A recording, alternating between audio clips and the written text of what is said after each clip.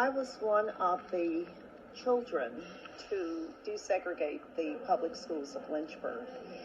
And in Lynchburg, I guess as in all cities across the state and the South probably, there were quite a few students who started the process, but when the elimination came down, there were not as many. For example, in Norfolk, it ended up with 17 African-American students who desegregated. Started out with 150 or whatever.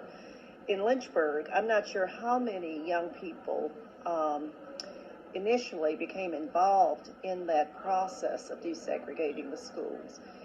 But when it came to going to court and to actually moving forward with the process, there were 4 of us who stuck it out. Most of the other children in Lynchburg who had initially applied to transfer to E.C. Glass High School, which was the white high school at that time, and Dunbar High School was the African American high school. But most of the children were pulled out of the legal process because their parents feared for their jobs.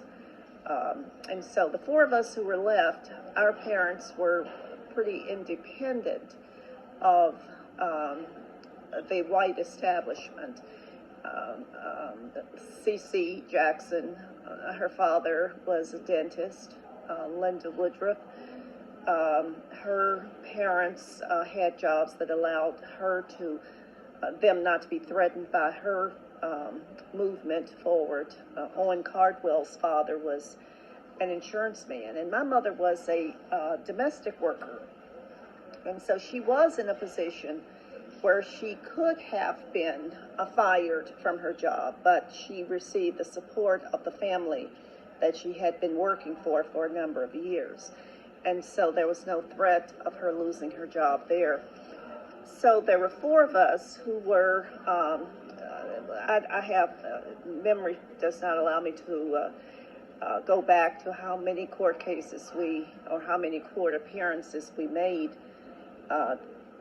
in trying to tell our story of why we wanted to transfer, what we expected to happen if we transferred, and this sort of thing. But eventually there was a court ruling that we 4 would be admitted to desegregate E.C. Glass High School. Well, the Lynchburg School Board was then ordered locally to admit only 2 of the 4, to admit Linda and Owen, and not to admit Cece and me for that fall term. And the 2 of them did go to school on that, I guess, September day. The 2 of us, Linda, Cece and I, we went back to court. We started school at Dunbar that semester, but we went back to court to resurrect the case and to force, literally, the city of Lynchburg and the Lynchburg School Board to comply with the federal law order that had come down to admit 4, not 2.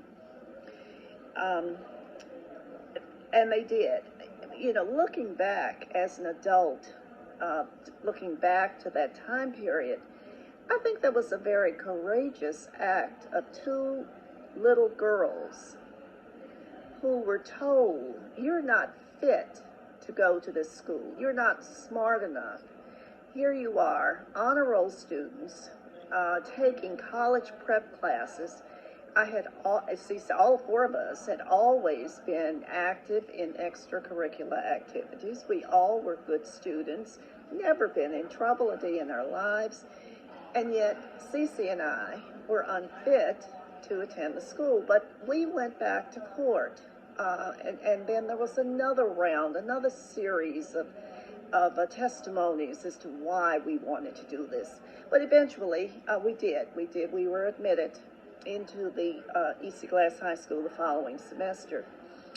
And we were there that year, and I believe the next year also, just the four of us out of over 2,000 students.